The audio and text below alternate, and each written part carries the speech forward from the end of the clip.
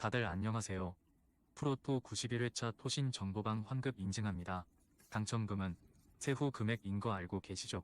다들 아시겠지만 한 경기 취소되어 당첨금이 반토막 났지만 그래도 당첨 모두 축하드리며 오늘 경기도 분석 시작해보겠습니다. 금일 첫 번째 경기 즈볼러 대 트벤테 분석 시작해보겠습니다.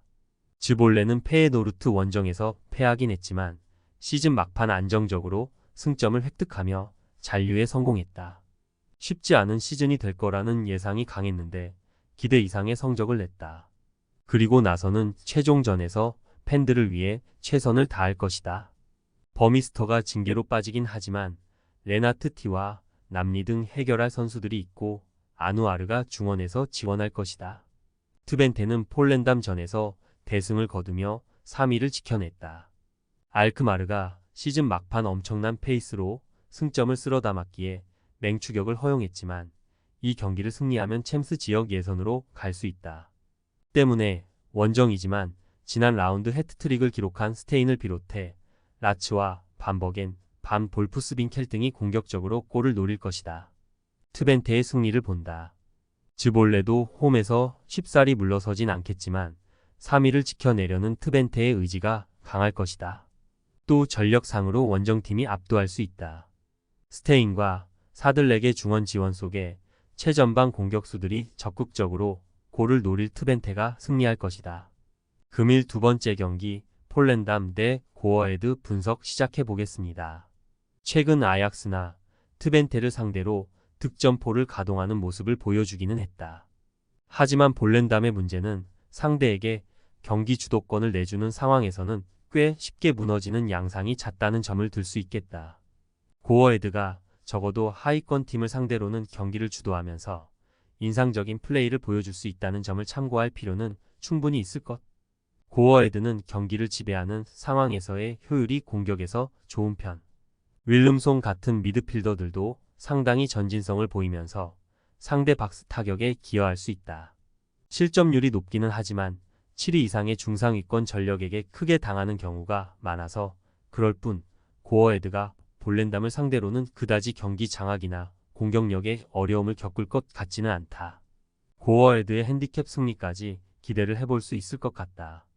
폴랜담이 상대에게 주도권을 내주면 크게 무너지는 경우가 잦은데 적어도 고어헤드는 하위권 팀을 상대로는 매우 강한 모습. 중앙에서 미드필더들도 전진성을 크게 보여주는 편이다. 폴랜담을 상대로 고어헤드가 크게 문제는 없을 전망. 금일 세 번째 경기 알메러시티 대 네이메언 분석 시작해보겠습니다. 일단 상대가 공격적으로 가는 상황을 제어하는 것이 무리일 듯. 아약스 트벤테 같이 중앙을 장악하고 돌격하는 팀에게는 약점이 큰 모습이다. 네이메언이 매우 공격적으로 가는 상황에선 화력이 상당히 훌륭한 편이다. 그나마 역습 상황에서 간결하게 가는 것으로 한 골 정도 들어가는 것을 생각해 볼 수 있지만 수비에서의 타격이 더 클 것. 라인을 높게 올리고 공세를 펼치는 것에는 PSV나 페에노르트 같은 강호들도 부담을 크게 느끼는 편이었다.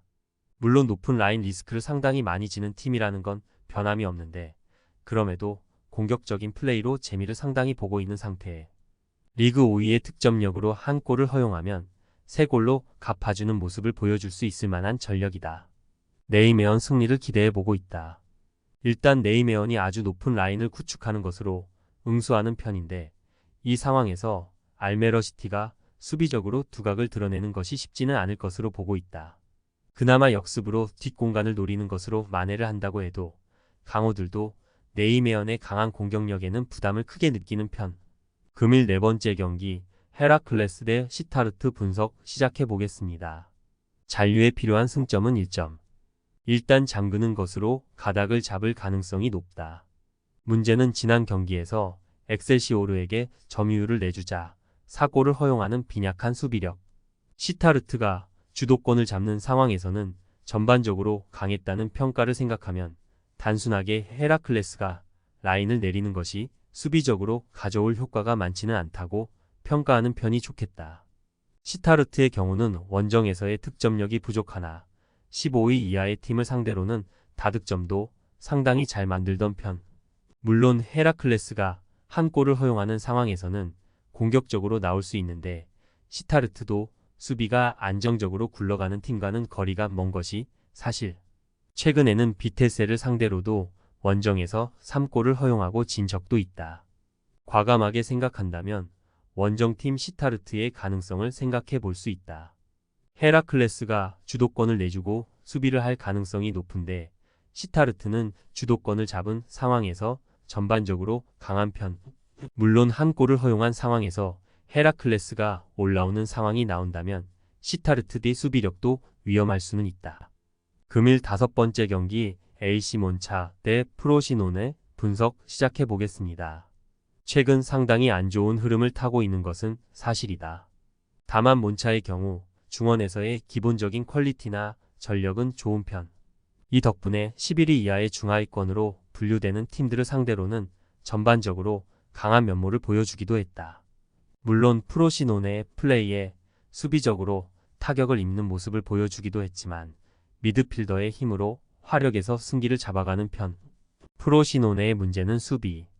생각보다는 중원을 활용하는 능력이나 슈팅 생성에서 나쁘지 않은 모습을 보여주는 편이다. 다만 그만큼 슈팅을 많이 허용한다는 문제가 없지는 않은 편. 이 때문에 상대가 상당히 공세적으로 나올 수밖에 없는 원정에서는 아직도 0승에 그치고 있는 모습. 몬차에게 부진한 것도 실점 통제의 문제를 드러내는 성향 때문이다. 몬차 승리를 기대해보고 있다. 전반적으로 단단한 미드필더의 힘으로 몬차가 중하위권 전력을 잘 잡아내는 편이라는 것을 생각해야 할 것. 몬차의 경우도 중원을 생각보다 공격적으로 쓰는 프로시노네에게 타격을 입는 경우가 있기는 하지만 프로시노네의 약한 수비를 공략해서 화력으로 상대를 눌러버리는 편이다. 금일 6번째 경기 우디네세 대 엠폴리 분석 시작해 보겠습니다. 오히려 체급상 아래인 팀에게 약한 모습. 우디네세가 수비는 어느 정도 되는 팀인데 공격력의 부족으로 인해서 고전하는 양상이다. 홈에서 11위 이하의 팀을 상대로는 모두 무승부를 기록 중.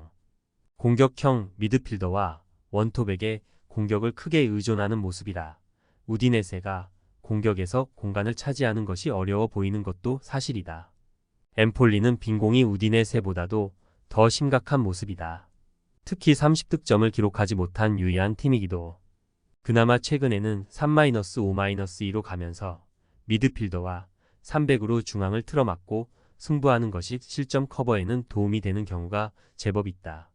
그나마 아탈란타나 라치오 같은 강호들이 엠폴리를 멀티 득점으로 공략을 했지 우디네세의 공격력으로는 뚫기 무리가 있어 보인다. 무승부를 기대하는 것도 좋다. 특히 엠폴리가 아예 중원을 막아버리는 상황에서는 우디네세의 돌파가 어려울 가능성이 높을 것.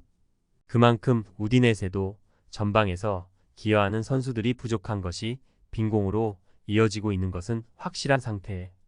엠폴리의 공격력도 리그 최하위 수준이라고 봐야 한다. 토신 최종 조합은 영상 아래 고정 댓글로 말 걸어주시면 토신 정보방에서 무료로 공유해드립니다.